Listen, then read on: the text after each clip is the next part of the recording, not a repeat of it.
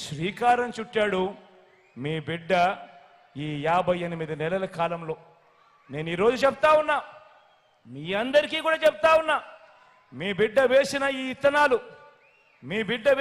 ఇత్తనాలు మరో 10-15 సంవత్సరాలలో ఏ స్థాయికి వృక్షం అవుతాయి అనంటే, మన పేదింటిలో పుట్టిన మన పిల్లలు ఏ లెవెల్లో అనర్గళంగా ఇంగ్లీష్లో మాట్లాడతారు అనంటే, పెద్దింటి పిల్లలకు కూడా అసూయ పుట్టే విధంగా వాళ్ళు మాట్లాడే పరిస్థితి వస్తుంది అని కూడా ఈ సందర్భంగా సగర్వంగా తెలియజేస్తా ఉన్నాను.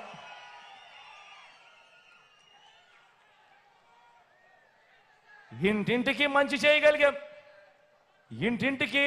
చేయగలిగాం కాబట్టి మనకు వారి మాదిరిగా కుట్రలు, పొత్తులు, ఎత్తులు, జెత్తులు వీటితో పని లేదు. ఎందుకనంటే మనము ఇంటింటికి మంచి చేయగలిగాం కాబట్టి.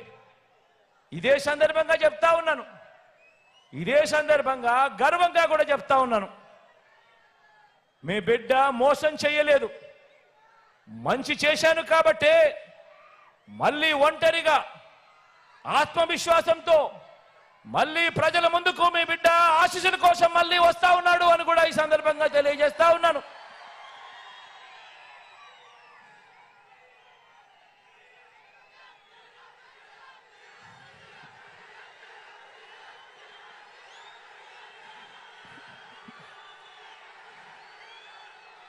కాబట్టే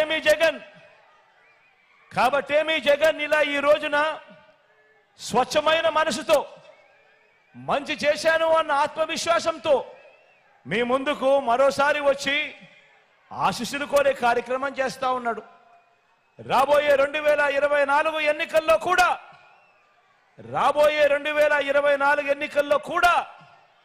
మీ బిడ్డ అబద్ధాలు చెప్పడు, మీ బిడ్డ మోసాలు చేయడు. చేయలేని వాగ్దానాలను సాధ్యం కాని వాగ్దానాలను మీ బిడ్డ మేనిఫెస్టోలో పెట్టాడు. ఒకటే గుర్తుంచుకోండి, జగన్కు పేదలపై ఉన్న ప్రేమ, మీ బిడ్డ జగన్కు పేదలపై ఉన్న ప్రేమ ఈ దేశ రాజకీయ చరిత్రలో మరే నాయకుడికి లేదు, ఉండదు అని మాత్రం ఖచ్చితంగా గుర్తుపెట్టుకోండి. అందుకే చెప్తా ఉన్నా జగన్ చేయలేని ఏ స్కీమ్ అయినా కూడా చంద్రబాబు కాదు కదా, ఆయన జేజమ్మ కూడా అమలు చేయలేడని చెప్పి కూడా ఈ సందర్భంగా తెలియజేస్తా ఉన్నా.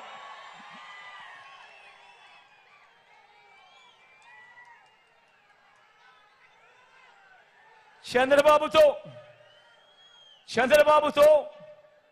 ఆయన చేసే మోసాలతో, ఆయన చెప్పే అబద్ధాలతో, కిచిడి మేనిఫెస్టో కింద ఆయన చెప్పే అబద్ధాలతో